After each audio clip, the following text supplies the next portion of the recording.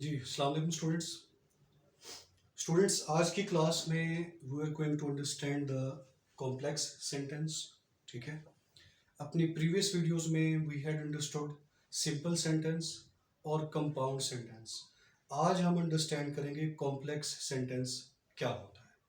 ठीक है students, complex sentence से मुराद ये है कि जब एक प्रिंसिपल क्लॉज एक या एक से ज्यादा सबॉर्डिनेट क्लॉजेस से जब मिलती है तो वो जो एंटिटी बनती है, that entity, that product is called complex sentence. एक प्रिंसिपल क्लॉज एक या एक से ज्यादा सबॉर्डिनेट क्लॉजेस से जब मिलती है। प्रिंसिपल क्लॉज सेंटेंस का वो पार्ट होता है जो अपना कंप्लीट मीनिंग कन्वे कर रहा होता है, और सबॉर्डिनेट क्लॉज सेंटेंस का वो हिस्सा होता है जिसको अपना पूरा मीनिंग कन्वे करने के लिए प्रिंसिपल क्लॉज के ऊपर डिपेंडेंट होना पड़ता है। प्रिंसिपल क्लॉज के विदाउट उसको आप पूरा मीनिंग कन्वे नहीं कर सकते, सेंटेंस पूरा अंडरस्टैंड नहीं कर सकते। ठीक हो गया। सो इसके अगर कॉम्प्लेक्स सेंटेंस के अगर फॉर्मूला की बात की जाए, एक प्रिंसिपल क्लॉज कनेक्ट होगी एक या एक से ज्यादा सबॉर्डिनेट क्लॉजेस से।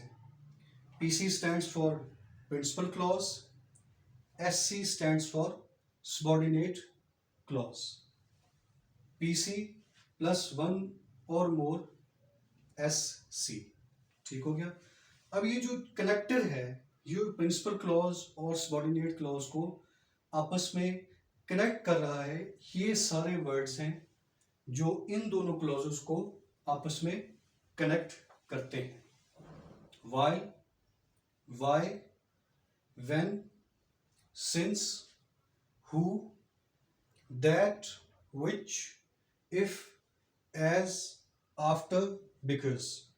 So all of these words link principal clause and subordinate clause।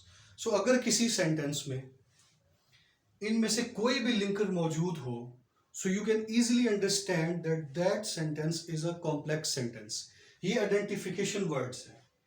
इनमें से कोई भी वर्ड अगर सेंटेंस के अंदर मौजूद है और दो क्लॉजेस आपस में कनेक्टेड हैं और ये वर्ड्स उन दो क्लॉजेस को कनेक्ट कर रहे हैं, तो वो क्लॉज बाय डिफॉल्ट लामहला तौर पे that sentence would be a complex sentence. ठीक है, let's try to understand this with some examples. I shall help you if you help me. It is a complex sentence. कैसे? क्योंकि आई shall help you ये एक principal clause है। क्यों principal clause है? क्योंकि ये अपना पूरा मीनिंग कन्वे कर रही है। आई शैल हेल्प यू, मैं तुम्हारी मदद करूंगा, पूरा मीनिंग कन्वे हो रहा है। क्योंकि अपना पूरा मीनिंग कन्वे कर रही है, that is why it is called principal clause. ठीक है, this is the principal clause. I shall help you.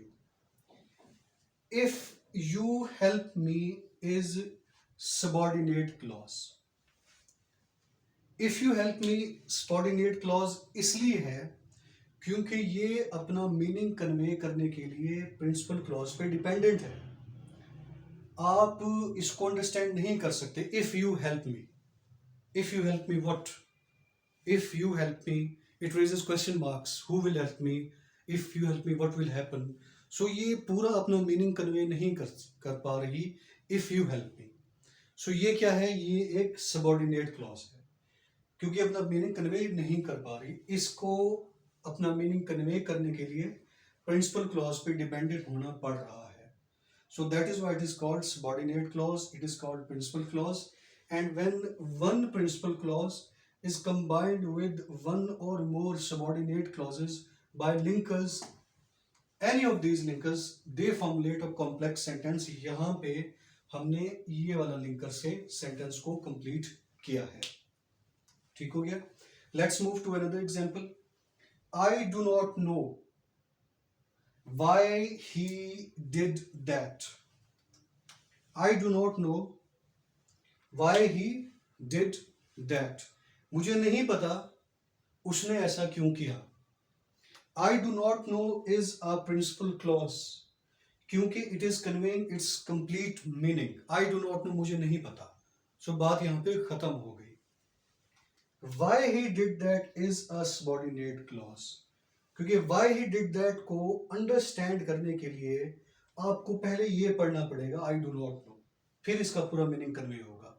ये क्लॉज इस क्लॉज को रीड किए बगैर समझ नहीं आ सकती। That is why it is called subordinate clause. और ये क्लॉज अपना पूरा मीनिंग कन्वे कर रही है। सो जब एक प्रिंसिपल क्लॉज दूसरी सबॉर्डिनेट क्लॉज से लिंकर की मदद से, कौन सा लिंकर, ठीक है, वाई, दिस लिंकर की मदद से मिल रही है, तो ये बना रहा है एक complex sentence. I do not know why he did that. Let's try to understand the third example. He is fit, he is fit because he takes exercise daily। ठीक हो गया। So he is fit is a principal clause। Why? Because it is conveying its own complete meaning। Because he takes exercise daily, आपने linker को इसके साथ मिला के पढ़ना है तो ये पूरी क्लॉज बनेगी, ठीक है। Because he takes exercise daily, ये अपना पूरा मीनिंग नहीं कन्वे कर रही। तो अगर वो एक्सरसाइज डेली करता है तो क्या मतलब, क्या उसका आउटपुट क्या है। सो ये अपना पूरा मीनिंग नहीं कन्वे कर रही। Because he takes exercise daily, it is a subordinate clause. He is fit is a principal clause. Both of these clauses are combined by a linker named because. ठीक है। सो इस तरह से जब इन तमाम लिंकर्स की मदद से एक कॉम्प्लेक्स सेंटेंस बनाने के लिए जब एक प्रिंसिपल क्लॉज एक या एक से ज्यादा सबॉर्डिनेट क्लॉजेस से मिलती है with any of these linkers, वो जो सेंटेंस बनता है that sentence is called complex sentence. ठीक है students, best wishes, stay blessed. Next हम अपने लेक्चर में we will understand compound complex sentence, और इसके साथ हमारी जो सारी टाइप्स है सेंटेंसेस की, सिंपल, कंपाउंड, कॉम्प्लेक्स और कंपाउंड कॉम्प्लेक्स, ये सारी एड्रेस हो जाएंगी। And complex sentence is very important because this is the sentence which is mostly repeated in writing when you are writing essay, when you are attempting essay। तो ज़्यादातर हम complex और compound sentences ही use कर रहे होते हैं। So these two sentences, compound हमने पहले पढ़ा और complex ये वाला, are very important। ठीक है students, thank you, stay blessed, अल्लाह हाफिज़।